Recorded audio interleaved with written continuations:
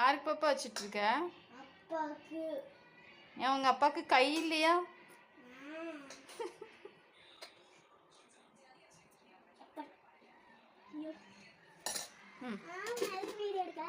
வீடியோலாம் எடுக்கணா?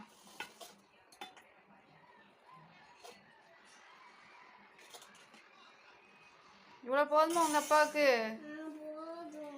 இது சாப்பிட்டா போதும் என்ன பாப்பா? வேற வேற ஒன்றும் செய்யலையா உங்க மம்மி? தொட்டுக்க எதுவும் செய்யலையா? சரி எடுத்து வைங்க.